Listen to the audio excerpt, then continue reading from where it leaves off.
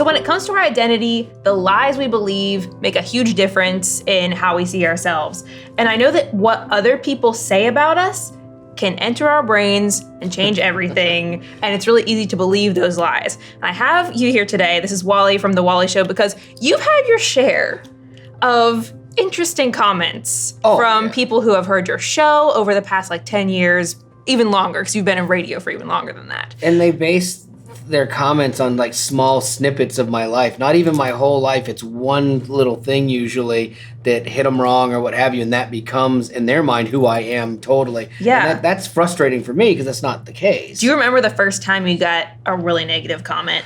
The sad thing is I've done radio for 25 years, and I've done all formats. I've done rock, top 40. I even did Radio Disney. I've done all these different formats, and the meanest, most visceral things that have been said to me have been in Christian radio. And that's a bummer. Disappointing, yeah. Yeah, especially for me coming from mainstream radio, 12 years ago.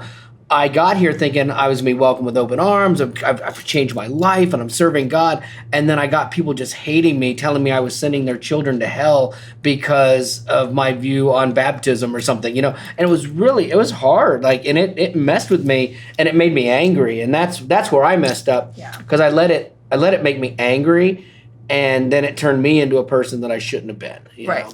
Now, just to get a feel for this, you sent me some of your classic my comments. highlights. And I mean, granted, you're getting this in a concentrated atmosphere because you have people listening to snippets of your life, like you said. But this is just an example of what people say flippantly, but that can have a really huge effect. There was one that just said, Wally, I'm super glad it's called The Wally Show because it is not a show that I think Jesus would put his name on. That's right. That's so sad. Yeah. But if that's not sad enough, there's one that I really want to get to.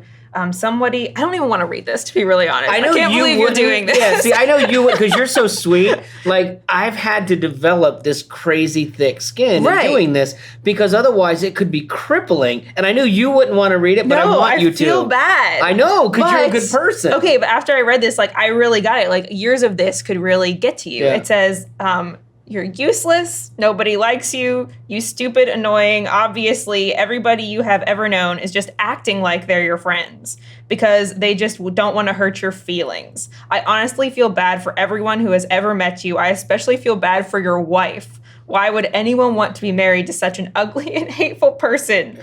Go kill yourself so we don't have to listen or see your face ever again. What on earth? Wait. I've never gotten an email like that. Is this you? No, you sent me this. And the point I wanted to read that was because that's the kind of stuff that not only you, but all it takes is somebody saying, all of your friends are just acting like they're your friends. Right. Or nobody likes you.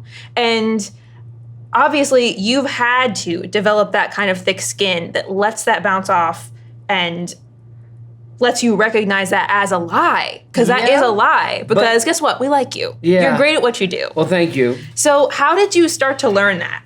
Because that's something you don't just They still get through overnight. That's the thing. Okay, anyone that says, I don't care what people think about me are usually very insecure people. And I've said that 1,000 times. I don't care what people think about me. It doesn't matter. But when it gets down to it, there's a small group of people that I truly care and value their opinion. And then it rolls out a little farther where I have my career, my livelihood is based on what people think about me. If they like me, I keep having a job. If they don't like me, I have to go away.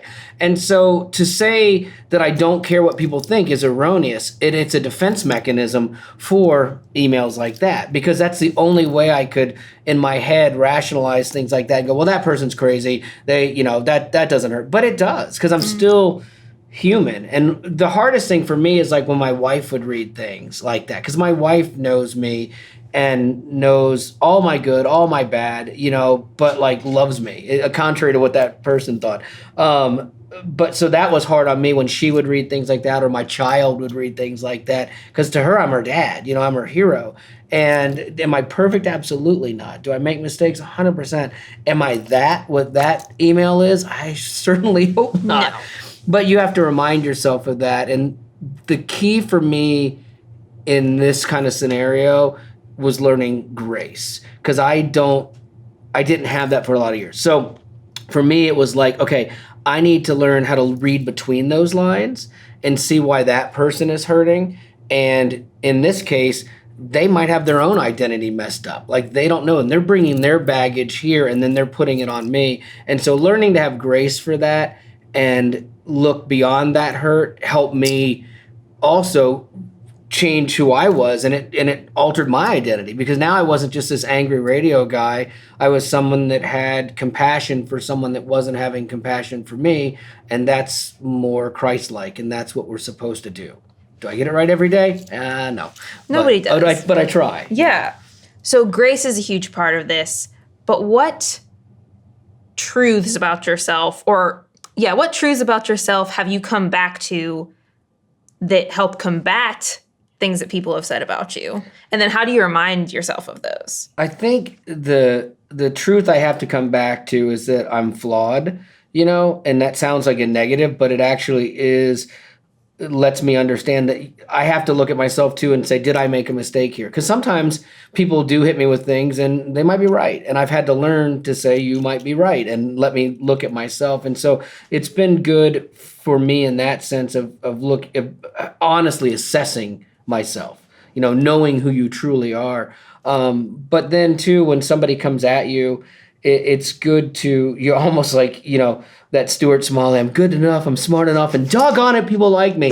But you go back to the truth in the Bible, and the things, they say if you want to learn something, teach it. And the things that I tell people every day, you are fearfully and wonderfully made. There's a God of the universe that created you down to the finest, tiniest speck and intimately knows you. And I tell that, and I want people to understand this and know this so they know God is loved and that they know they're loved by God. And then I have to remind myself of that some days too, because there are days I don't necessarily feel that. Yeah. And a lot of times it comes from enough people coming at you, telling you what you are, you can start to believe that there's truth in that. And that's where you have to understand, well, did I make a mistake? So is what they're saying in this moment truth? Right. Or are they perceiving something wrong? And so that's not on me. And so I then go to the people that I love and trust and know and say, all right, listen to this, or here's what we did. What do you think about that? And then they provide that balance to, the thing. And I've surrounded myself with people who don't just tell me yes. In fact, they tell me no more than yes, which is really frustrating. But it's really healthy. Mm-hmm. Yeah. I like how you said you have this circle. It's hard not to let the people outside the circle get to you, but ultimately, you come back to that inner circle of people, you come back to what God says to you, and then you remember that you're flawed, but also the other people are flawed, and there's probably something going on with their lives. The people who are making these comments that we don't even know about. Hurt people. Exactly. That's a trite little saying, but it's true. It's so true, and it makes me really want to use my words better. Oh my Because gosh. It's just an example of how powerful our words are. Even you saying that's why you get on your show, that people sometimes don't take the right way, right. But that you get on your show and you speak truth. Yeah. Because that's powerful, not only for you, but for the people listening as well. That's huge. Because here's the problem. It's easy to look at that email and go, that person's crazy, and how could they treat you like that? But then I know I've treated people badly too. And I know when someone would write me an email and hit me, I used to hit them back twice as hard. And then I'd talk about it on the air, and people would say, well, you were right, but how you handled it was wrong. And so I had to learn that as well. But sadly, there's emails in my sent box that I'm embarrassed of, and that I have had to go back to people in my past and say, I was off base here.